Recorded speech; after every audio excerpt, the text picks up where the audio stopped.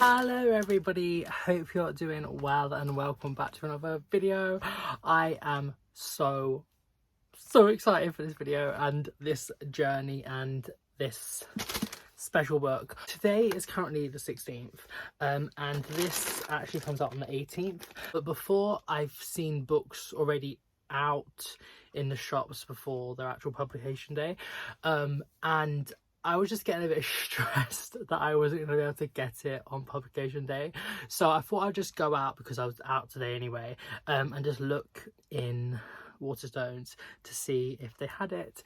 And the first two I went to didn't.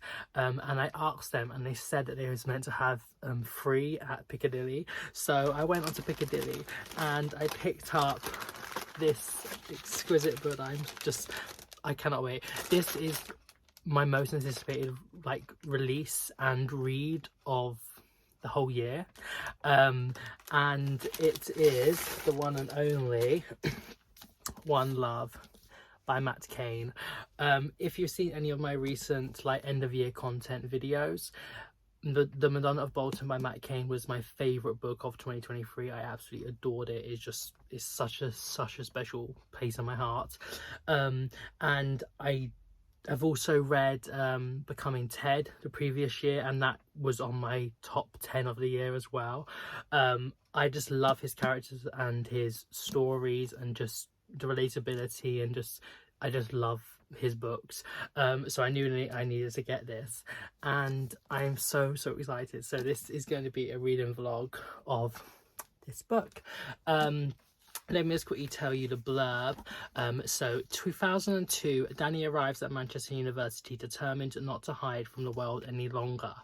This is the year his life will begin. He locks eyes with a handsome stranger across the hall at the Freshers' Fair.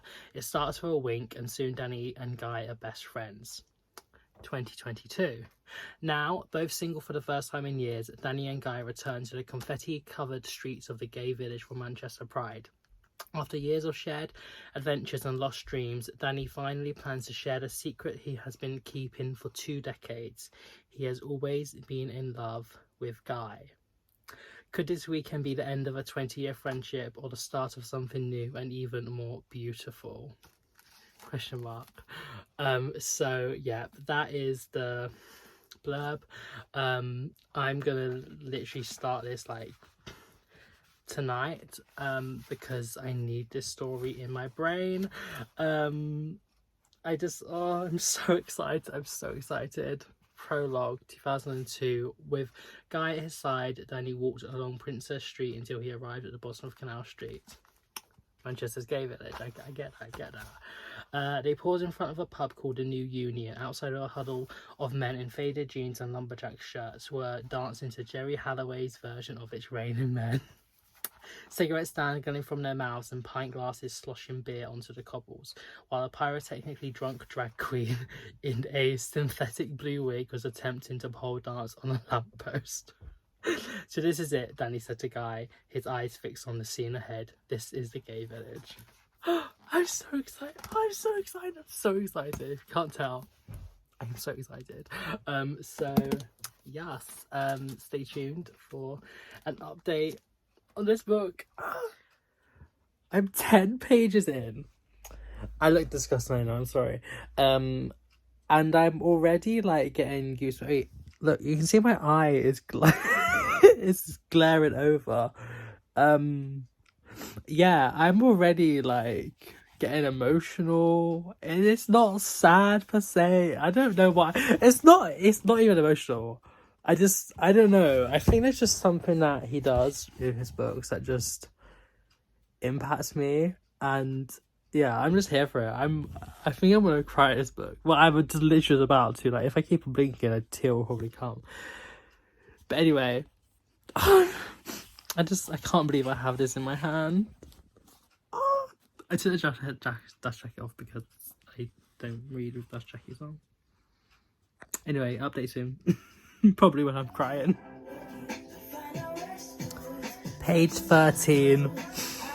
This man, he just writes such believable characters and experiences, and just so much relatability, and just I this is given again the reason why I read for representation, I read for relatability, and I read to see myself in books, and that's what I always do when I read his books, and it just makes me so happy that I can read these things.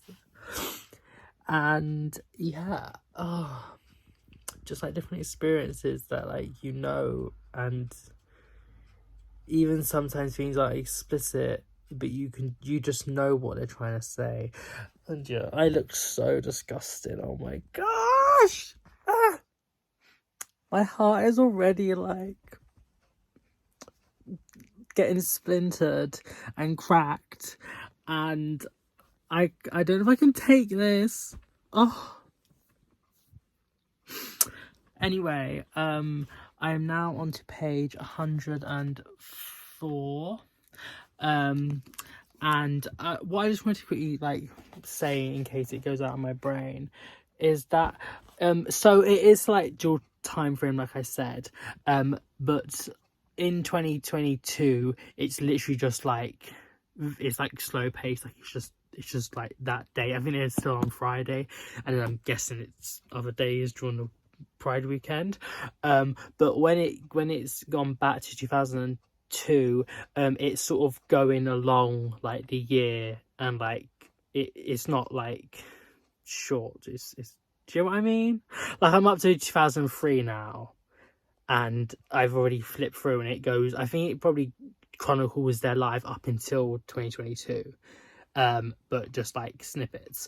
But anyway, what I was trying to say is that unlike some other like dual time frame books I read, when it just flips without really nothing really connecting the two sections, here he like makes like a prominent distinction and connection between the two storylines. So, like, just for example, he went into a disabled toilet to like get out of his head, and then just after that bit, he thinks back to a time when he went with his friend into a disabled toilet. If that makes sense, do you know what I mean? Like, there's a link between the sections, you know. Anywho, I'm absolutely loving this so much. I've already cried, I've already laughed out loud, and I'm just falling head over heels for these characters. I love them so much already, and they're gonna hurt me. But also, yeah, it's amazing, great, love it. Give you an update soon. I kid you not, I literally just like swore out loud at a character. They're just so real. They're so real, and I'm so emotive, and I'm so invested. And yeah, that happened, and I don't think I've done that for a long time. So yep. I'm shooketh. I'm so shooketh. Page 182, you read that. What they say?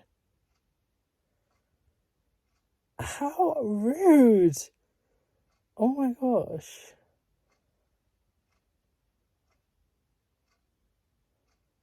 But I am loving the way Cain is like making commentary on like classism and, I guess, regionalism, is that the term? I don't know.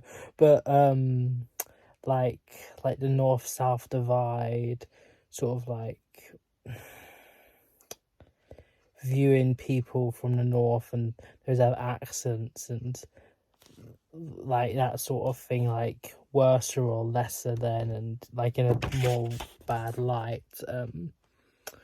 And yeah, just like the commentary and discourse, and yeah, it's really interesting, and I'm loving this book so much. Okay.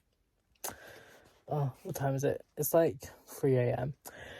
Probably when I get to the end of the chapter, I'm on page 182 at the moment, and then I'll probably go to sleep and give you an update tomorrow. So yeah, night, but it's not probably night for you, but it might be. I don't know. See ya. Good morning. Well, it's 1 o'clock, so good afternoon. But anywho, I'm very cold, but I feel like it'd be nice to maybe go for a walk. Just because I should get out. But anywho, I was gonna take my book and read a bit and film some of it. Come along with me on a little outing sort of thing. Yeah, I thought I'd just add a little bit more to this vlog and it'll be fun. And I'm still loving this, by the way. I didn't read any more last night, but I'm so excited to get back into their lives because I love them so much.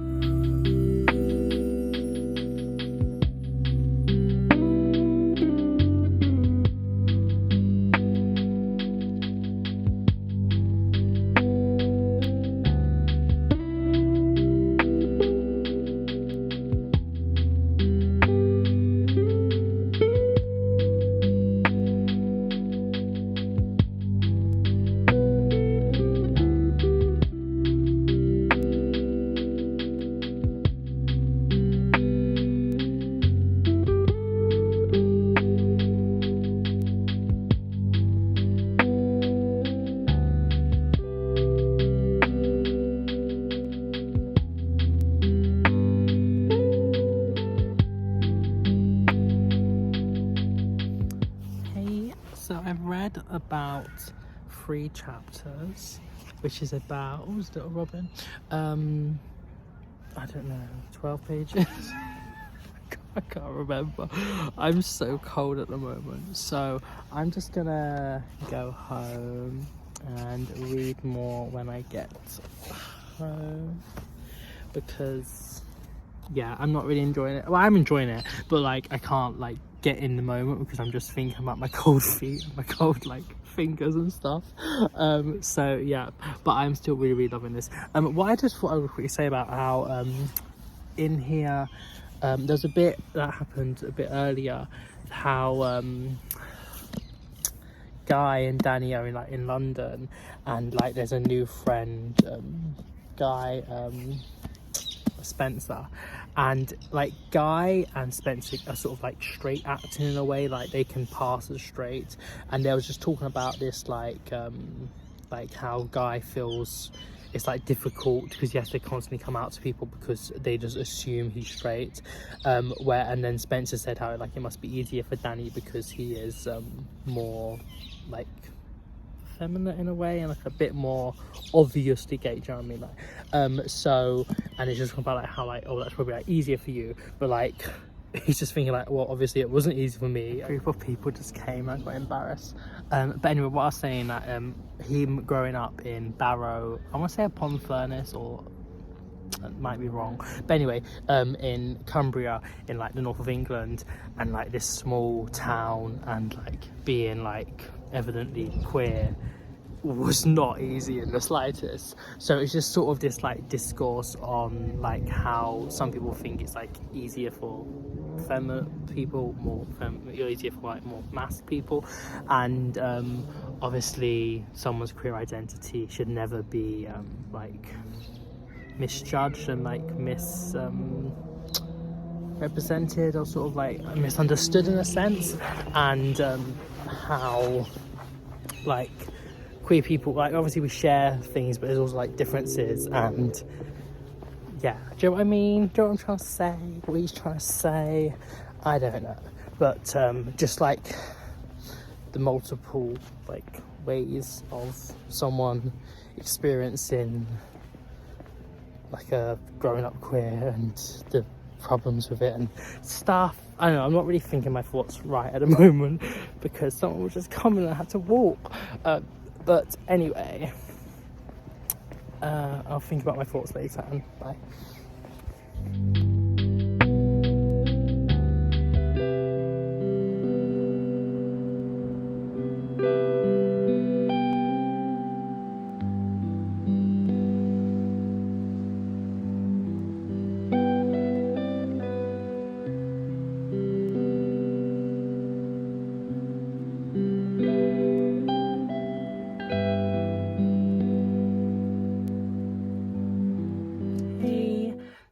home, and I just wanted to try and clarify what I was trying to say earlier, because I was walking, there was someone behind me, and I just couldn't get my thoughts straight. But what basically I was trying to say was that how there might be these presumed like advantages or something of someone's like coming to terms with sexuality and like becoming like happy and living as a queer person, but that doesn't discredit the fact that there's also issues with it, and like internal pressures, and like ideas of queer shame, and like Joe, you know what I'm trying to say. Like there's kind of things where like can make things easier, but it still doesn't mean it's not hard, you know.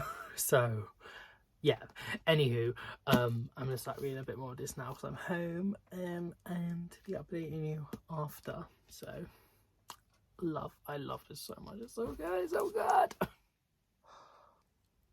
Can you see? It's freezing. Eileen, Danny's mum, icon. Page 222, 223, Daniel Radcliffe part. Daniel Craig. I love this book. I love it. So I've got to page 236, I believe. Yep. So I'm like just over halfway.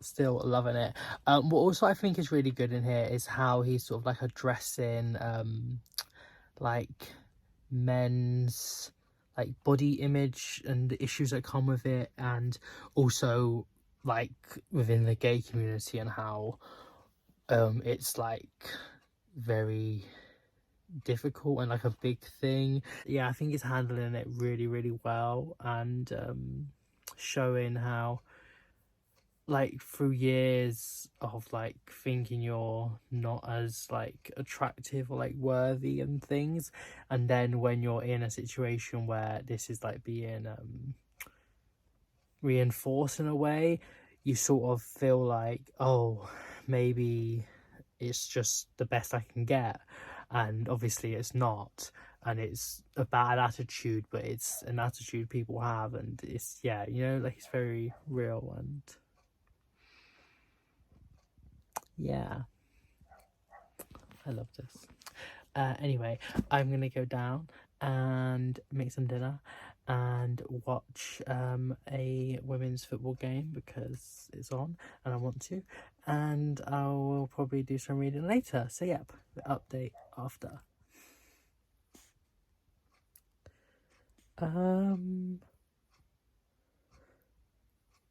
Pages 243 to 246.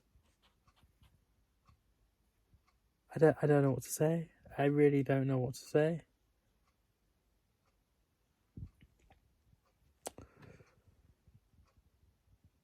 Oh, I don't know. Let's read on. So we're starting to get some talk and discourse on like the idea of like the respectful gay and the bad gay, and like a bit political, and I'm here for it all the way. I'm invested, and I'm enjoying the what they're saying, discussing, and yeah, it's really adding another layer to the book, and yeah, like these things need to be discussed, and he's just doing it so well. So yay, good. Want to read on and on and on. Page 346, 347. Can you see? It's coming. Eileen! I love, she's so precious. Oh, she's so precious. What did I say?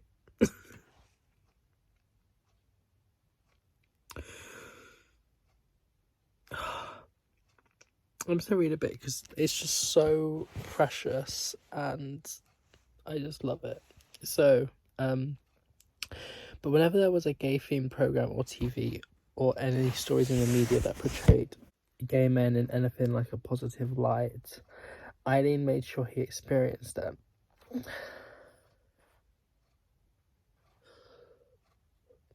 He had vivid memories of her watching episode after episode of So Graham Norton, laughing loudly at all Graham's jokes.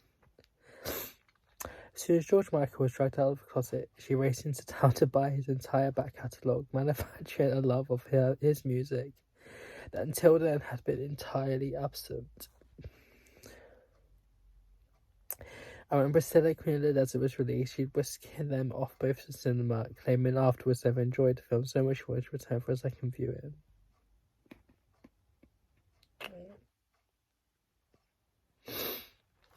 And it just like went straight to my mouth.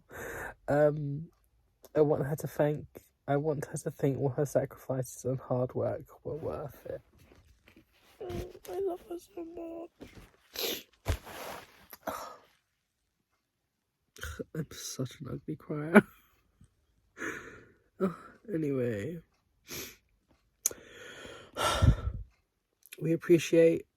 we understand emotions, and we move on. Yep. See you soon. I'm dying.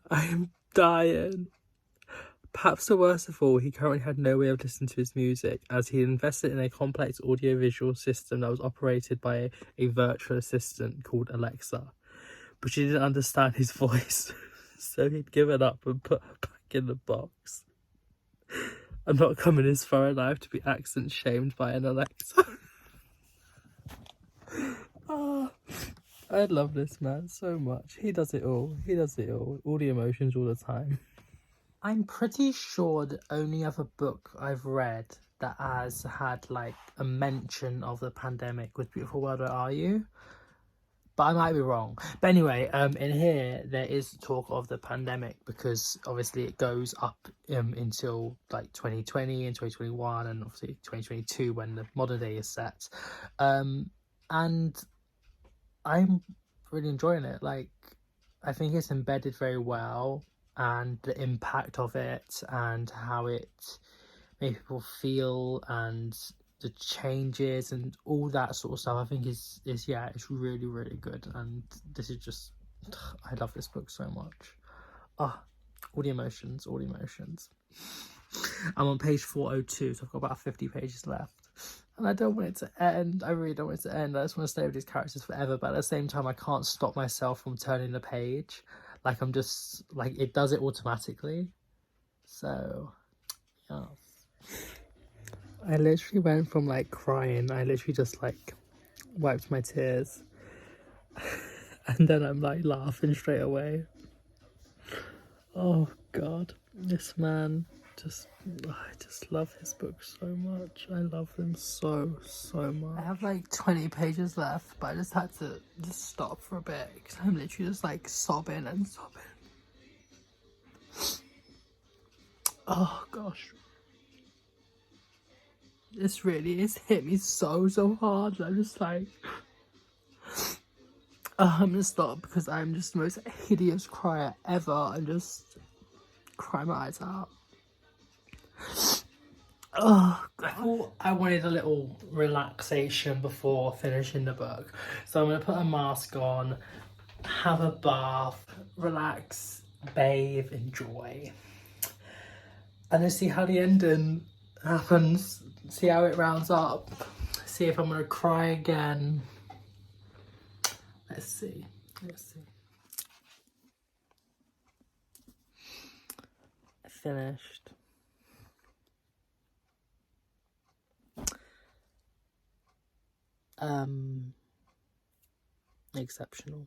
Exceptional. Yeah. I think I'm gonna give myself the rest of the night to ponder on my thoughts. Probably cry some more, to be honest. When I finished it, I sort of was a bit like, just like staring at the wall, and I was like, okay, what do I do now? So, yeah. What do I do now? I don't know. But I will probably wrap this up in the morning. Yeah. Bye for now. Hello my good people, good morning. So I've been able to ponder on my thoughts and really just get to grips with this book. I literally spent like maybe like 2 hours last night, like, or early hours of the morning. It was like 4 a.m. or something. I just like writing like a really like long, like detailed like review, basically like an essay, which you can check out on my Goodreads and StoryGraph if you desire, like just to hear like all my thoughts put down in ink, well, digital, but you get what I mean. Anyway, I'm not really going to say anything more like about this book because I've been slowly doing that as I go along in the vlog, but I love this. I love this so much. Instant 5 stars. My first 5-star of the year. My first 5-star for about a month. So yeah, and that was Hearts of War Volume 5. So if I think back before, I think the one before then was like the 20th of November or something. So it has been quite a while. Obviously 5-star for Heartstopper but was granted, but it was because it's a part of a series, so I don't know if it counts, but yeah, whatever. Anyway, I love this so much. It just throws up so many discussions, and I just was here for it. This man just writes such believable characters that are so like fully fleshed out and so real. They have flaws, but like they're real. That's what happens in life. It's messy, and yeah, I just love the pacing. I just loved every single thing about this book. It is so good. Yeah, it's been an utmost pleasure getting to live the past 2 days with Danny and Guy, and Emma and Lindsay and Arthur and Eileen, at Danny's mum. Just so damn precious, and I just, yeah, it just makes me so happy reading books like this, because I don't know, I just get to feel seen, and it just makes me just want to keep on reading, and I'm just so happy. So yeah, 100% recommend this book, if you didn't already guess that. Yeah, I loved it. This is a love story, but it's not like one you'll ever read. Yeah, it's magical. This man does things to my brain that I literally cannot fathom. So yeah. Anyway, I really hope you enjoyed today's video. I sure did enjoy reading this book. Of course I did cry as well, but like, the best books make me cry. I always love the books that make me cry, so yep. Anywho, read this. Hope you have a nice morning, even night, wherever you are in the world, and I shall see you very soon. Bye.